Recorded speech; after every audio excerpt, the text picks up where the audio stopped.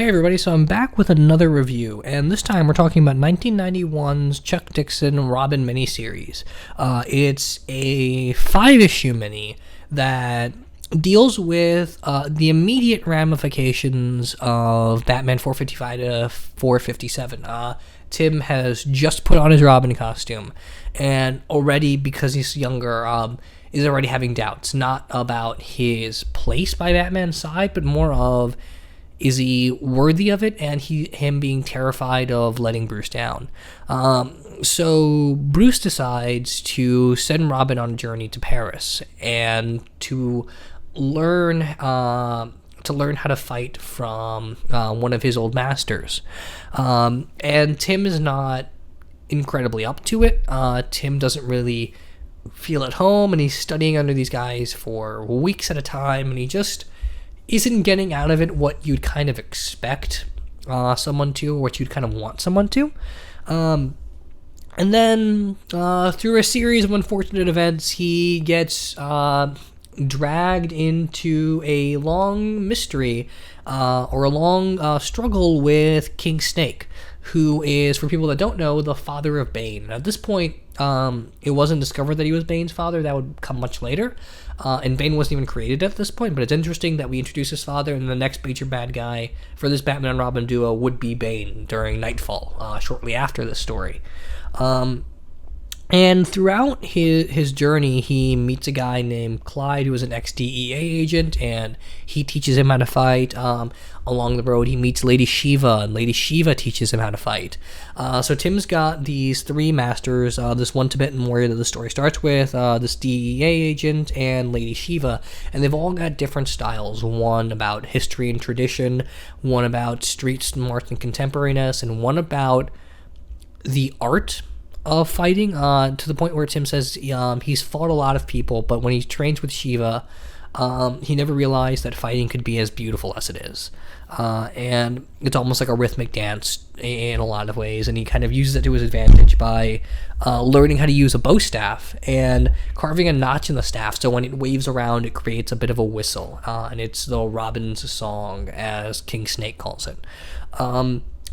And this whole story, and Shiva using this, says this tauntingly, this whole story is about Robin as the little bird growing up to be a bigger bird. And kind of figuring out what are the ins and outs of being Robin, and how do you make all that work. There's a one other reference I want to mention before talking more about the story in depth, and that's Henry Ducard, who Christopher Nolan used in Batman Begins, who was actually a character created by Sam Hamm, the writer of Batman 89 and Batman Returns, who created the character back in a story called Batman Blind Justice. And he makes an appearance here. He's got a bit of a plot thread that runs through it and doesn't really amount to much. And it's not something that, to my knowledge, comes back anywhere immediately. It doesn't come back in any of the Robin minis. It may come back somewhere in the Robin ongoing, but I haven't read all of that, so I'm not sure where. But anyway, that's there as well. So in a post-Nolan world, anytime you read the word Ducard in a Batman comic, 9 times out of 10, people are going to think it's a reference to the Nolan films when it's actually not. But anyway, so this is what, for a lot of people, serves as the ultimate justification for why Tim Drake is the best Robin. And that's because he did the same thing Batman did. He's the only Robin to, with the possible exception of Damian, depending on how his history unfolds, or how his history was unfolded under Morrison, how the League of Assassins teaches people. He's the only Robin to earn the right to be Robin by doing the same thing Bruce did, traveling around the world and honing his craft. He's trained by Lady Shiva, and Lady Shiva is probably the deadliest fighter in the entire DC universe. She can kick Batman's ass, and she has done so on several occasions. The only person who may be better is Cassandra Cain, who has also kicked Batman's ass on several occasions, so that's fun. So Tim's already kind of being mastered by dangerous people, but at the same time, he's learning about the psychology of these different people.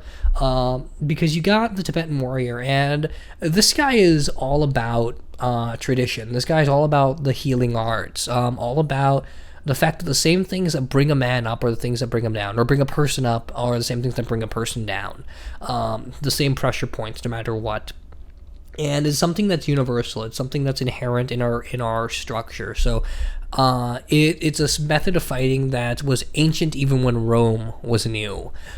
So it's got this long history of just being tied to the human condition. That it's the way we fight. It's the way we build ourselves. And Tim doesn't really enjoy that. Not because he's not a fan of tradition, because he is. He's a smart kid.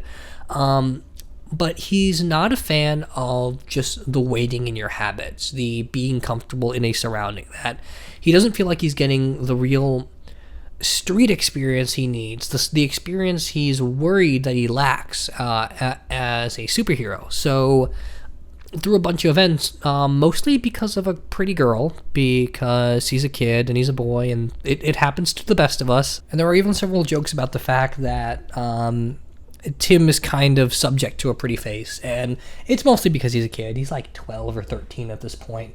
And a lot of it's just because he's a really nice guy. So he's kind of he's sent on this quest, and Alfred calls him a knight. So he's got kind of on this quest to almost save the damsel in distress.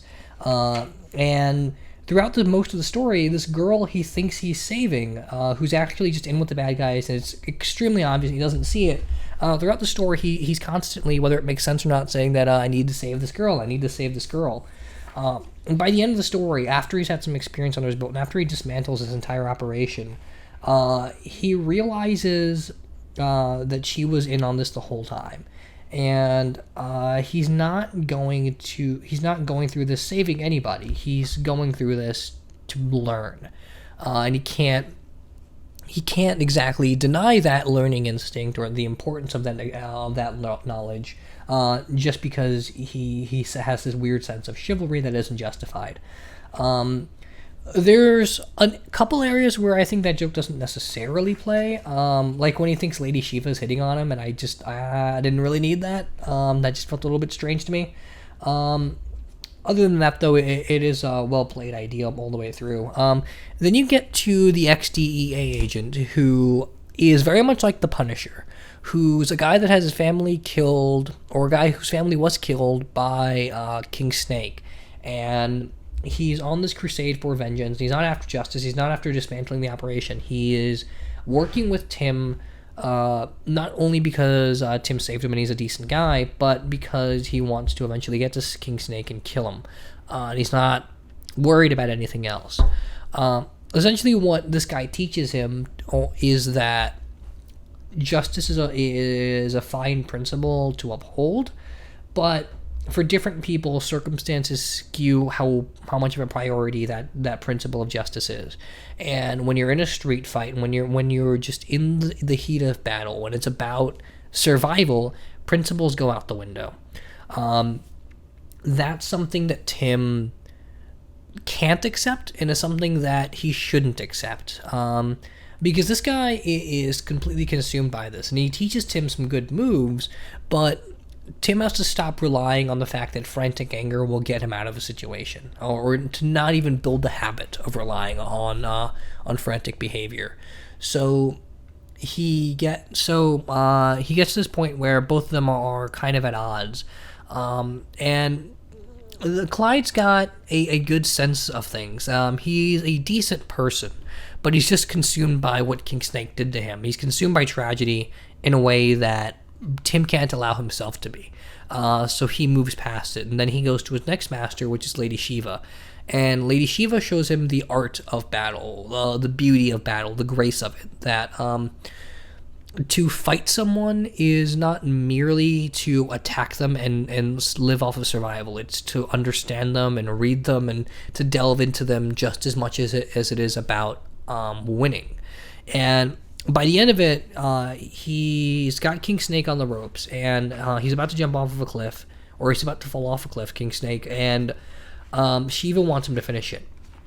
And Tim says that, I thought you wanted to kill this guy.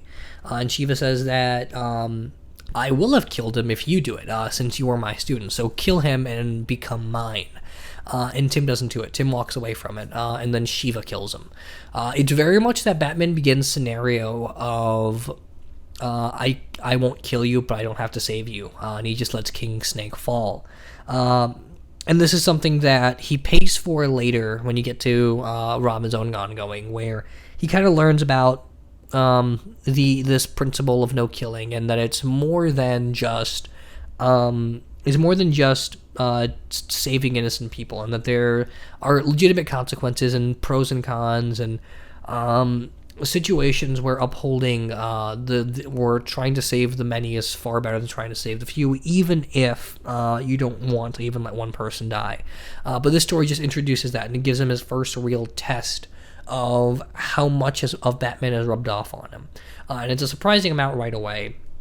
At the end of the story, he dismantles one last shipment, one last thing from King Snake's operation, and Batman just watches him and sees that Tim has finally grown into his own and finally become the true partner that Tim wanted to be and the one that Batman needed. He still needs experience, he's still kind of wet behind the ears, but he's earned his place there, and that's sort of the fundamental thing that we were seeking for the whole story.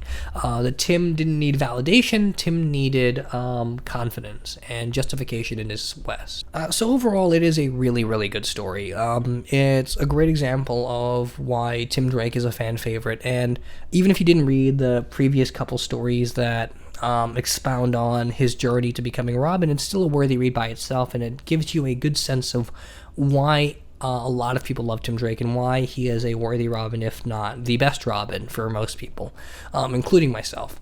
So I highly recommend picking it up.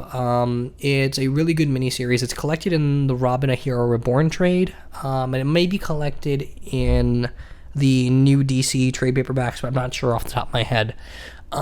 It's definitely worth buying, and let me know what you guys think of it in the comments, whether you agree or disagree, because there is a pretty large fan base for Tim Drake out there, but there's also a lot of people that like other Robins, and it'd be great to get a back and forth going on who the best Robin is, in your own opinion. Make sure to follow me on Twitter, and I'll leave links in the description to the other Tim Drake Robin reviews I've done, and I will see you guys next time.